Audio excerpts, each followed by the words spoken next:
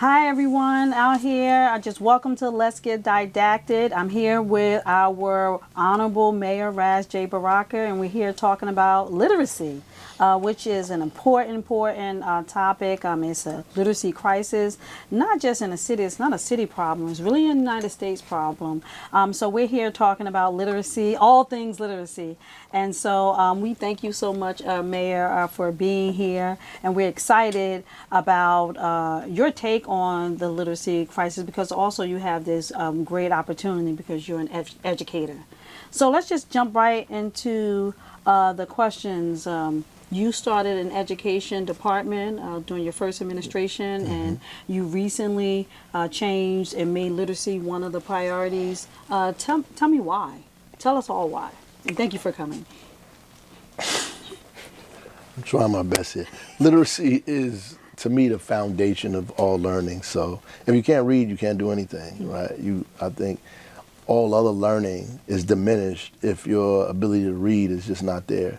I mean, if you first learn to read, then you read to learn. And so there's really nothing you can do if you don't know how to read. There are people out here who are functionally illiterate who are barely getting by. It affects economy, it affects crime, it affects zip code, homelessness, all kinds of things. And so it's important to be able to get our folks to read. And I think it helps us tremendously. A lot of the issues that we have, some of them go away or are diminished because of our ability to increase the levels of reading in our city. So it's very important for us. So thank you for that. One of the things they talked about in research is how a family owning 500 books could move the trajectory of their educational experience 3.2 years. And so I know that that is something that research says, right? That was a study done, but how does that impact your own childhood experience? Do you think that that's true just based on, talk to us about that a little bit. I mean, there was books everywhere in my house. We had books in the bathroom, books in the kitchen, living room. I don't think you go anywhere in the house without finding a book, you know. And my father was a writer, so you always see him writing or reading, which impacts you, you know. So you begin to see the importance of reading and writing and research because he's always doing it. My mother's reading, you know, so that's important because it's being modeled for you. And then you have access to books everywhere. So even if you pick up a book by happenstance, you know, just, hey, what is this? You know, I think that it will affect you. So that makes sense, that there's books all around you, then you're more inclined to pick one up and read it. And I think people say, well, we're not reading books, but people cannot underestimate symbolism, right? When you have books everywhere, even if they don't even see you reading books, we encourage you to read. But that symbolism just says that this is important, and this is something that we should have access to. I know that recently you created a brain trust around literacy, Right. And soon you're going to be doing an op-ed and really talking about 5 to 10 things that we can do to change the reading trajectory in the city. Can you talk about some areas? We've heard a lot of strategies, but talk about some that you're passionate about, that you want to see in that campaign, that you really want to talk about. Well, I mean, one around prenatal care. I talked about this morning to the business community around making sure Black and brown women have access to proper care when they're pregnant. That's right. I mean, New Jersey has a heinous kind of data point when it comes to Black and brown women and pregnancy and the ability to live through that. Wow. Right. So Wow. I think we like somewhere between 4 or 7 times more likely to die in New Jersey, Whoa. you know, than any other place in the country. So it's really, really bad. And just the access to care helps the child develop in the womb. And if we're not providing the care there, I mean, that creates a problem for us when the child is born and we're trying to engage them in learning, you know, period. If their learning is impaired because they're not getting the right care, then it doesn't matter. Right. And there's things you can do because there's a certain time even a pregnant woman could read to an unborn child. And they said Right. hearing is developed, and so you start learning vocabulary and association, and it's a bonding experience. We don't want to discount those other things that are extremely important, the bonding with the mother Right. and people's, a child's mental health and wellness, right? Bonding with their mother. Right. Are there any other things? So prenatal care is powerful. We're talking about Right. life and death here. That's Right, like right, at the right, top right, priority. right. And then empowering a mother and a father, because it doesn't have to be the mother. Anybody can read to the unborn child. Sure, All the mother has sure. to do is sit still, Well, right? the fathers should do something. I mean, you know, at this point, you're doing all Yeah, everything. right, right. You That's can the read a least you book. can do. That's the least thing you can do. Right? Yeah, but the other piece would be like to get your kid in school by 3 years old. Yes, yes. Like make sure they're in a structured learning environment by 3. Mm-hmm. That's important. We have pre-K 3 in Newark, in the state. It's legal for us to do that. In fact, kids should be engaged, and our school system stays open to 5. Nice. You know, so it allows parents to go to work and have their kids there and come back and get them. But they must be in a learning environment, you know. And it's free. At 3, yeah, and it's free. You must, I mean, if you don't do that, you're starting off at a huge deficit when they finally get to pre-K, you know, at 5 years old, 4 or 5 years old. You're starting at a deficit at that rate, you know. You're in kindergarten at about 6 years old, you know. And so if you already are engaged 3 years before you get to kindergarten, when you get to kindergarten, you start school ready to learn. Right. And I think that parents should also know that they should be empowered, even if they put their children in these spaces. Have a standard. Ask the teacher, okay, you have my 3-year-old, what learning? Like, because I'm putting the child in there earlier, right? So it should make my child more advanced. Like, Right. and so what learning will take place? And then what can I do to assist that? And what's the goal, right? Are they reading before kindergarten? Right, on some level. Right. Now, if you can get a kid to read before kindergarten, their reading trajectory is powerful. That'd be amazing. That'd be amazing. How can we get, because you talked about school systems changing and adjusting, doing the work to get kids in 3. What can we tell the community to support this effort? Because I don't think it should just be up to the schools. No, I think that all organizations, nonprofits, individuals, community folks should be encouraging and directing parents to get their kids enrolled in school at 3. And if you have a nonprofit that does that, you should be hooking up with the school system so you can get the people in your community to attend your school at 3 years old. We need more access and more spaces locally so parents don't have to trek across the city to be a part of these things. We need that. And I would advocate everybody to participate in it. And if you have kids, especially young ones, in any other program that you have, you should encourage reading there. Yes, yes. You should have books there. You should require them to read now and again as part of the curriculum, whether it's a recreational curriculum or an academic curriculum. You need to have kids reading. And then just this kind of respite for reading, we used to do like a citywide thing. Like we pick, you know, one day of the week for 10 minutes, everybody reads. That's right. Boom, all across, you know, the city we should do that. And, you know, all grade levels everywhere, we are reading right now to get people used to a culture of reading. I mean, it's important for us to do that. And then to kind of leverage their influence, because if you're a coach, why can't your team read one book together? That's right. Right. I mean, and That's right. I love my coach, right? So I'm going to read what he tells me to read.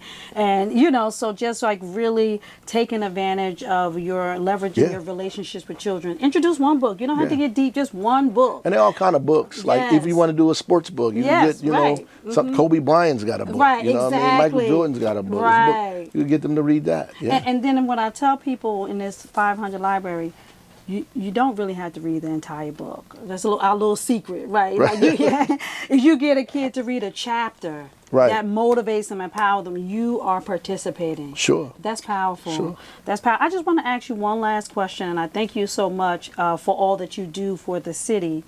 But Reading Under the Stars is coming up. You do it every year.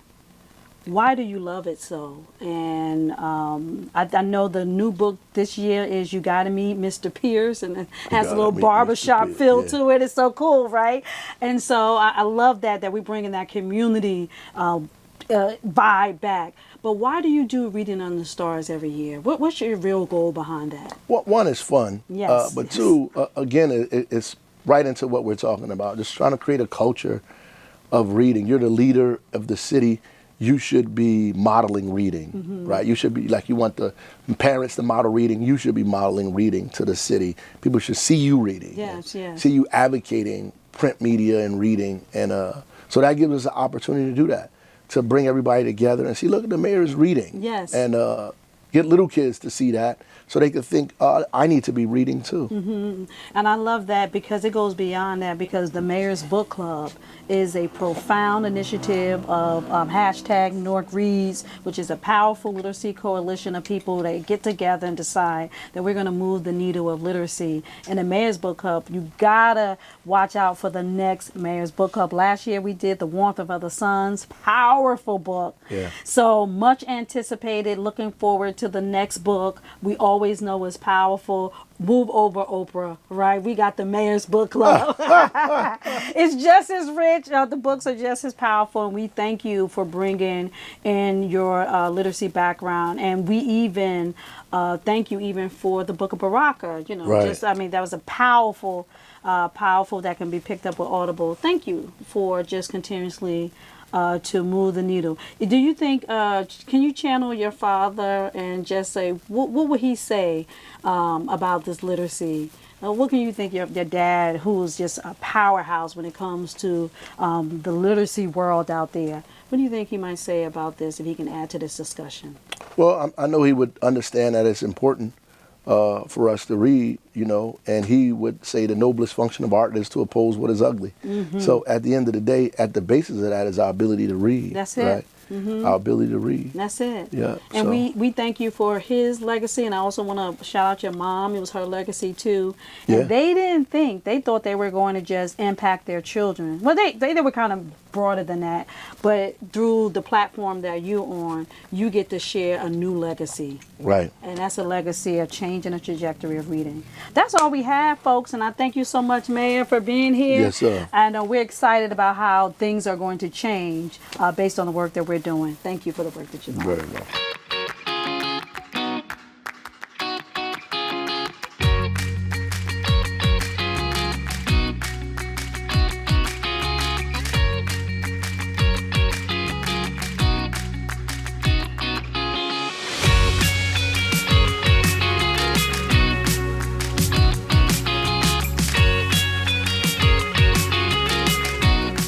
Hi, everyone. Welcome to Let's Get Didactic. My name is Dr. Sharnae Brown, and I am the Chief Education Officer representing the Mayor's Office, the Education Department.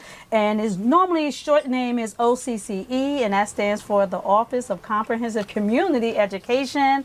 And I'm here on the dais with these wonderful, smart, brilliant ladies who's going to help us really challenge the literacy crisis that we're in. And it's not just a citywide problem, it is a U.S. problem, but do not feel threatened.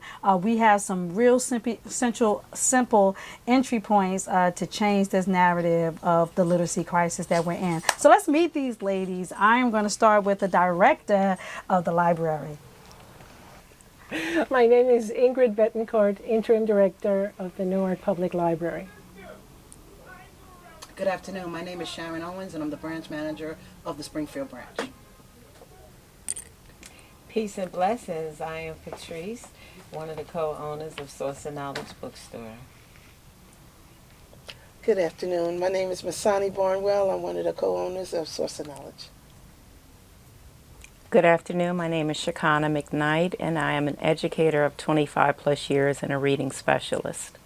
So thank you so much, ladies. This is awesome, powerful days, and we're just going to jump right into it because you guys, we got business owners here, we got reading specialists, educators, and then we got the library, right? Like, come on. If you're going to talk about literacy, this is the group that needs to have this conversation. Let's just start with something simple. I always think of parents. You know, parenting is not easy. And so, I mean, there's such a responsibility because I look at the parents as our first teachers, right? Right. How can we empower parents to instill a love of reading? What can we do? But I also want to add that because sometimes, you know, people aren't reading specialists, right? You know, you're not a reading specialist, but you're a parent, but you know that you're the first teacher. Can you give our parents just an entry point on how we can develop the love of reading? Anybody can jump in. Who wants to jump in and answer that question? Go ahead, Miss Sunny. Go ahead, Miss Sunny. I can say, as a retired teacher, also from the Newark Public School System. More titles. I know, right? What I've always done, I started out in kindergarten, first grade, and I would tell my parents, just read anything that had words pointed out to our children. Constantly read to them, show them words, interact with them, but just taking 15 minutes a day to read a simple story. Let them read as you're reading your own books, but they need to see us read in order to know that reading is fun and it's something that we could do on our leisure. Yeah, that's good. That's good. I'll jump in and add to start early with our kids, that you're reading to your infants as early as you can. Because they are receiving it, they are hearing it, they're taking it in, even though it may not seem that they are. And as a librarian, get library cards for your kids. Make sure you go to the library, get a free library card where you can borrow as many books as you like to help with maybe starting your own home library. Parents, you hear that? The word free, right? Every parent wants to hear free, right? And it's also a good way to spend the day. Right. You know, and I know that anybody can jump in, but source of knowledge, come on, like it's a way to spend the day. Yes, Do absolutely. you advocate that too? Before we go to the others, do you advocate them? If I may, I have 3 daughters and grandchildren now, Okay, granddaughters. congratulations. So I was just sharing earlier that one of my daughters said to me, "You remember you used to always take us on the weekends to the bookstore, and that was like a trip for us." So now she's turning around to ask me for a book to read. Oh, so nice. you know, you plant the seed early, and as Masani said, you know.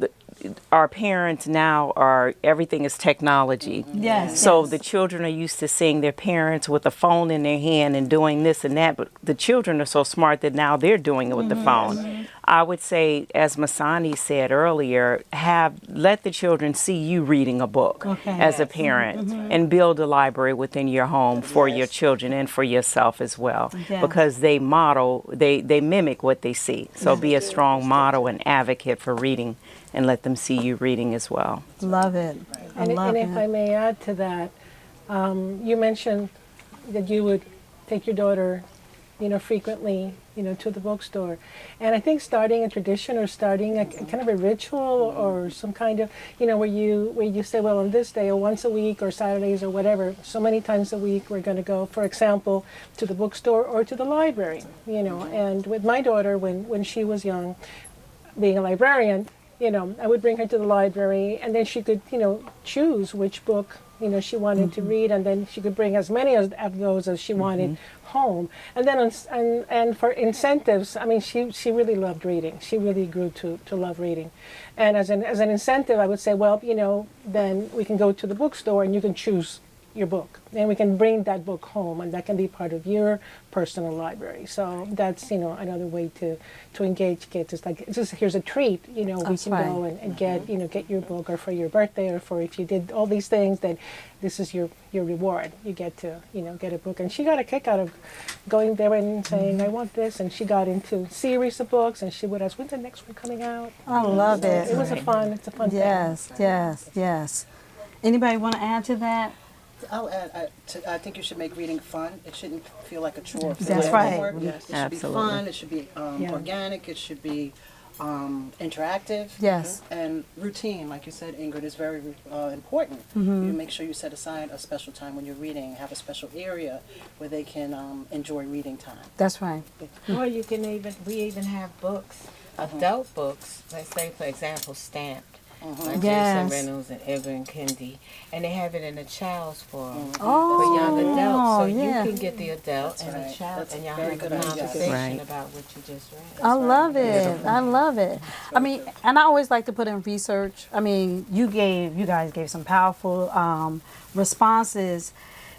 They say that if you have a 500 book library in your house, didn't say you have to read it, just in your house, that it predicts that that child advances 3.2 plus years beyond the average person just by having the books in your house. So I do want to advocate that while we're in these devices, research is talking about regular books, right? So just get a bookcase and work on that 500 books. That's a goal right there, right? And then I want to add some more research about reading aloud. Read aloud is just and read aloud and comprehension is like the number one strategy, and you can't beat it. I do want to also talk about the agency and never make reading a punishment. That's right. Yes. That's right. Yes. Right, you know, you didn't do this, go read 900 page, you know. If I think a lot of times being a former educator myself, 28 years, we're in there, we're dating ourselves, right? But really, kids struggle or dislike reading because of the struggle. Just like, but I just like things that I struggle with, right? Don't put me in a gym and say 200-300 push-ups. I'm not like it because I'm struggling. But if I was great and was the master at push-ups, I'm going to put myself out there. So starting early takes away the struggle. Creating the fun, the rewards, the agency, that boosts the love. And then after all, it's like a plane flight. Once you get off that runway, That's right. get out the way. And if I might add, Dr. Brown, to that, you said not making it like a punishment, but a Yes. reward. Yes. It doesn't necessarily mean give the child a book that you want them to read. That's right. Sure. If I know that this particular child is interested in fashion, or this child is interested in basketball, give them a book about basketball. Yes. Because if you start them young in the womb, reading to them, and then when they come out of the womb, you're reading to them at bedtime every night. They see this book, they're touching the book, they're feeling it. They're like, oh, okay, I see. I have to handle it, but very lightly because it's pages. I don't want to rip them. Then they'll start, when you see them go get a book, they know how to turn the pages. And it's not upside down. It's the proper way. And they're turning the pages and they mimic reading. They're not reading yet, but they know that that is what you're supposed to do. Yes. So start them very young with that, but give them a book that they're interested in. Not necessarily just a book just for you to start reading something off the pages. And then the key to that also is, we talk about this this gap in literacy with our babies, our children in elementary and high school. And I know we're going back to we're talking about the third grade reading levels and how they're so below. But I was made aware of just recently in New York that they decided to go back to the basics of phonics with their children in the school system because they see that this teaching to the test isn't always being beneficial for us when we know that when we were growing up, it was phonics. Yes, it was rhyming. It was doing all of those things that got us to, okay, let me see, how do I sound out this word? Because if I don't know what the vowel sounds are, if I don't know what consonants are, then how can I even prepare myself to sit down and read a book if I don't know the basics of it? Absolutely. So it's going back to the basics of phonics, phonemic awareness for our children. And I think that New York is off to a good start, and hopefully other states and countries will be able to pick that up and see that just because you think that there is something new doesn't necessarily mean that it's always good for us. You can go back to the basics. Can I also say, there's certain fundamentals that the school teach our children, different skills and trades, and get them accustomed to certain things. Like many of the schools do something called drop everything and read. Yes. So at my home, and for a while, when my sons were younger, we're doing chores on the weekend. I'm like, ugh. You get tired of doing that. Okay, everybody, let's drop everything. Let's read for 5 minutes, and it's a break. Yeah, Yes. it's a break. Right? Yes. And Break they're like, the chore. I love to break that. I don't want to do this. Then we read something, and then you get into the reading, and then like, man, I was like, no, we got to get back to this. Come on, we got to finish. So throwing those different things Yes. in your home helps to promote that reading and gives them to Absolutely. see reading as a fun thing, as a break, That's right. as something other than just the task. Wow. And I always, when we have children that come in here, I always get the parents, oh, he don't like to read. I said, well, what does he like? I said, because our children will look at books and they'll look Right. at the pages before That's Yes. before they Yes. look at what the book is about. And I'm like, what you like?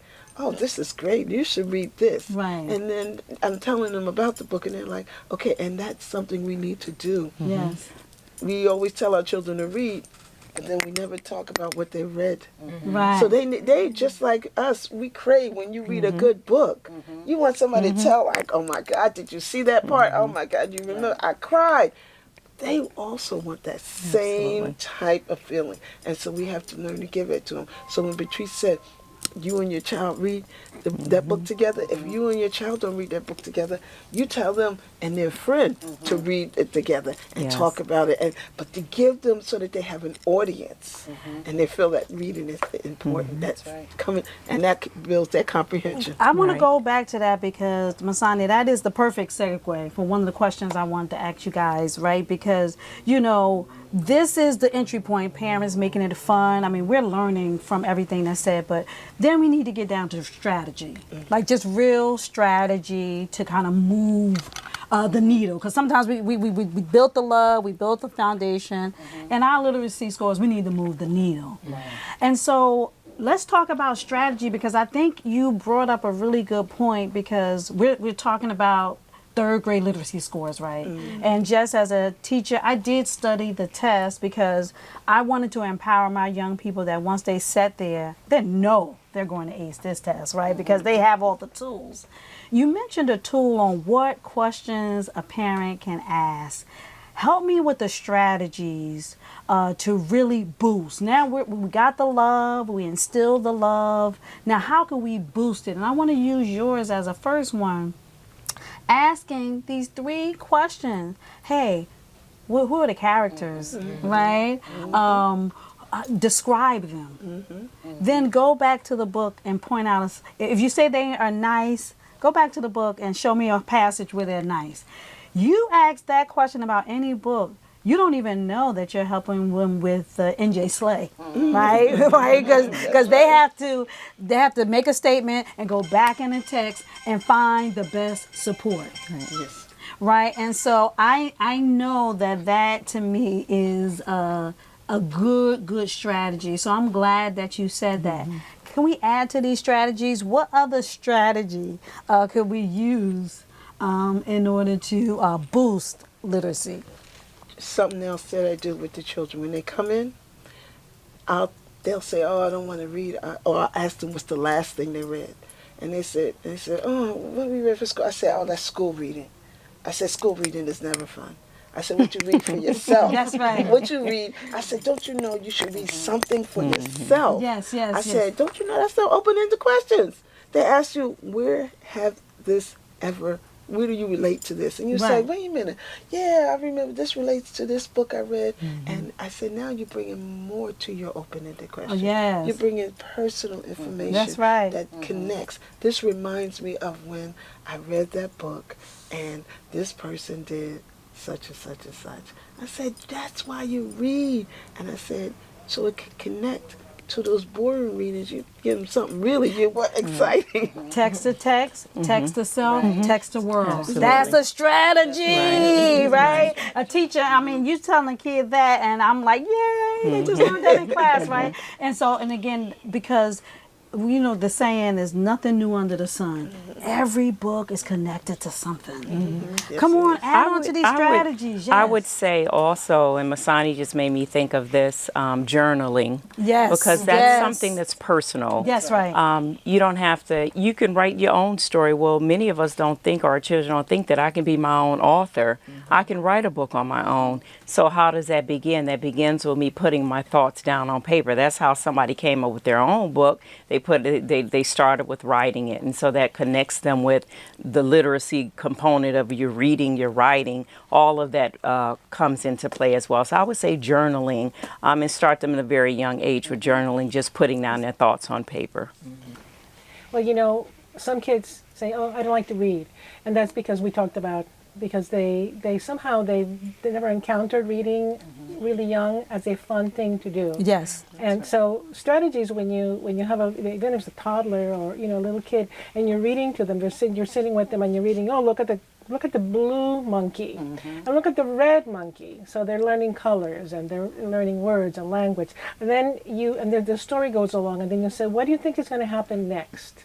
What do you think the monkey is going to do? So you get them engaged in thinking and comprehension, and they begin to think, well, I think the monkey's going to be doing this.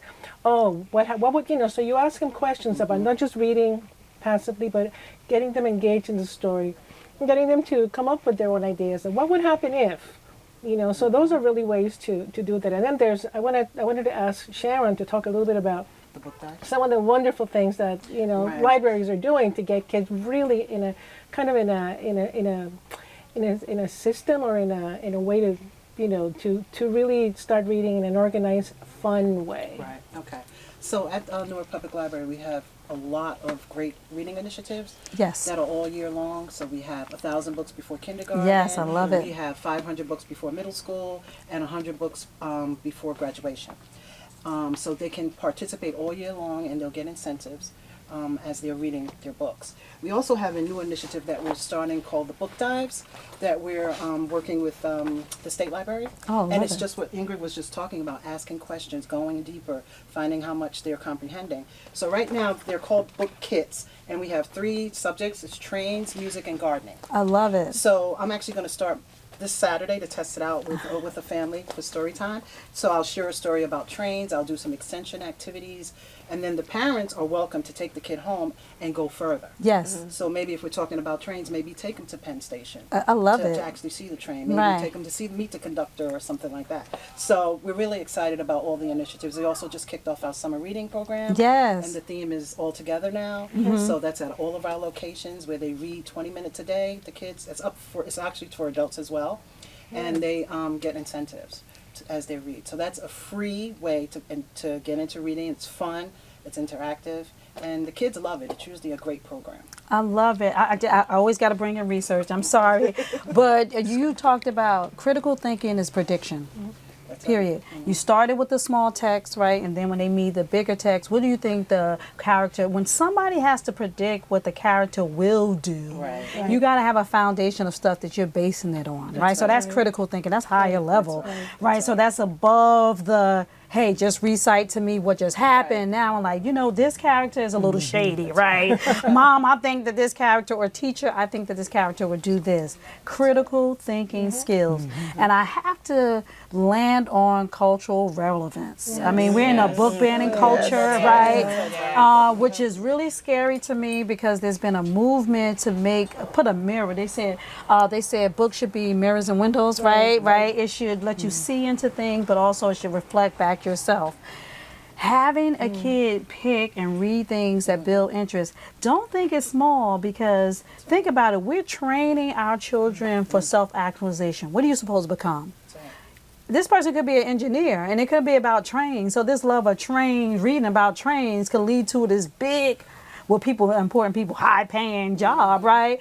And every job has its own jargon. That's right.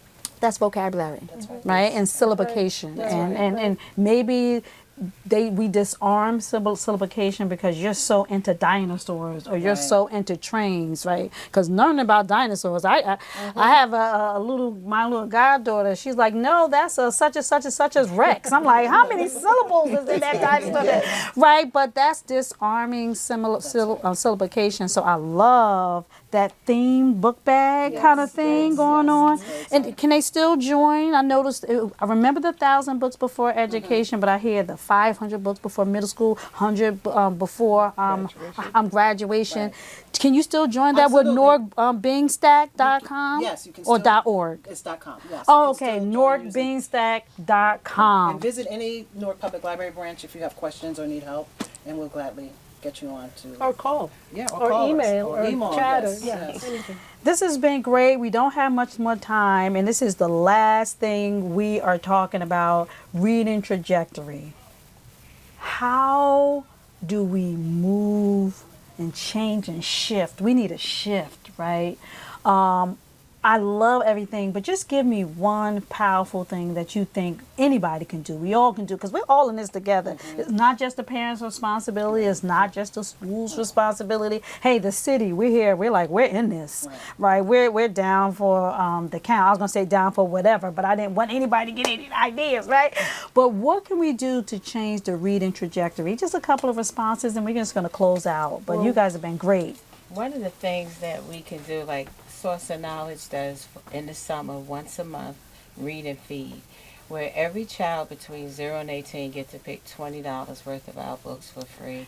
And we find that when they pick out their own books, they're going to pick it up and read it. And Yes, when they see faces that look like them, they're going to gravitate. they're gonna to it. gravitate. And then also we have a book club that we do, where the kids, they'll pick a book out and they'll read the book and they'll discuss it. And then the next month, another child will pick it up. So it's teaching leadership skills. Yes. They'll pick the book out for the month that they want to read, and they'll build the questions that they want to ask about the book. Book clubs are powerful. The Yes. mayor has a book Yes. club, and that's a very powerful initiative. The mayor's book club.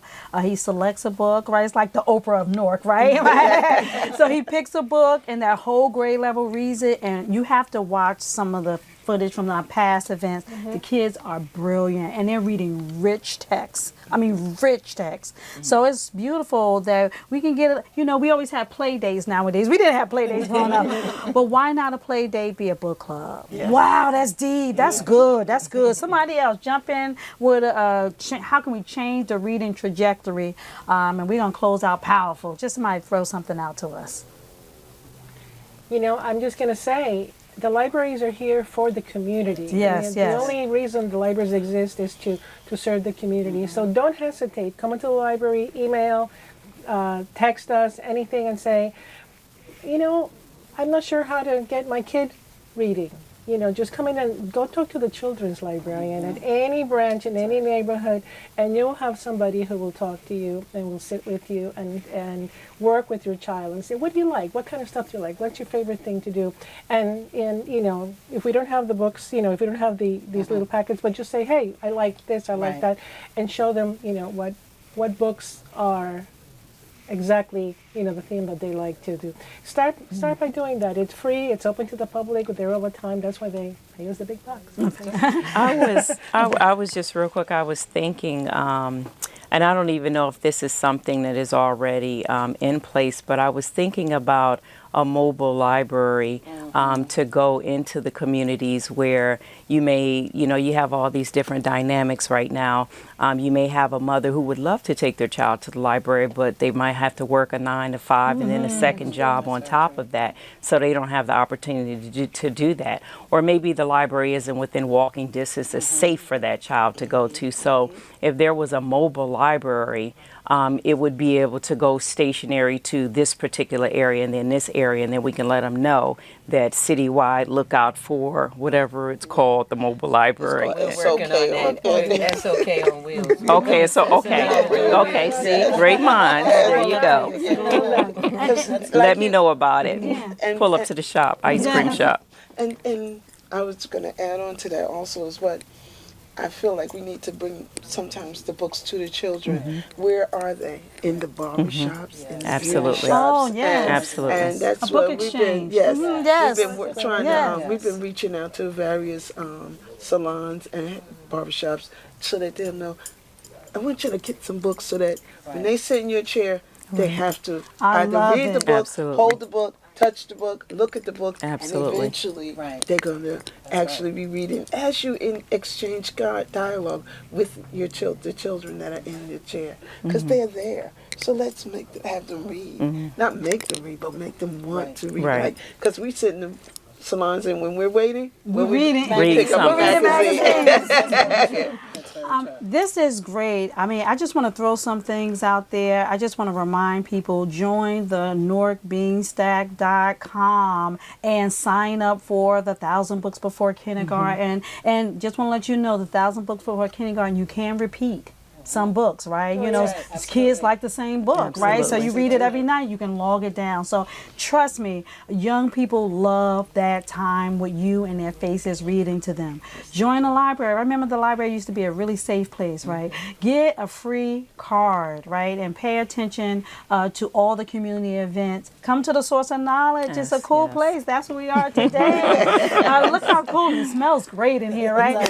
Bring your young people here, hang out, go to Source of Knowledge Library, and then have lunch downtown. And I cannot stress that research says tutoring is one of the best ways to move the needle. We have reading specialists, educators who we don't pay educators as much as we need to, so they might work on the, in the weekends, right? Tutoring your children, preparing them for tests that you think are so impossible, but they're not. Right. I never had a student that I couldn't get to pass the test. I'm not bragging. I'm just keeping it real. This stuff is doable, and we have brilliance in the city. And I hope that you will come out to our event that the Office of Comprehensive Community Education is doing with special projects, Source of Knowledge. We also got another partner, RIF, Reading is Fundamental.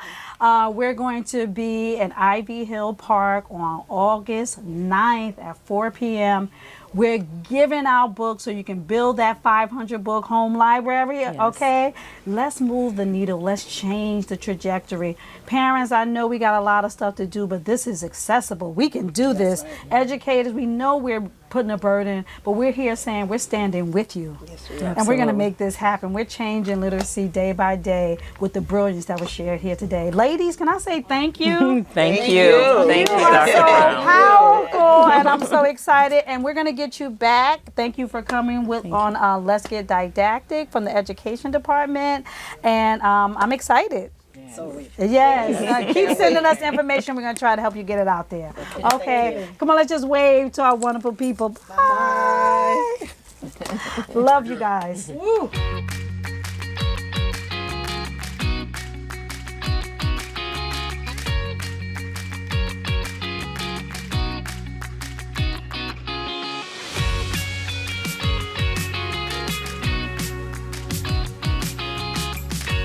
Hi, my name is Aaliyah Kearney. Thank you for viewing the episode of Let's Get Didactic.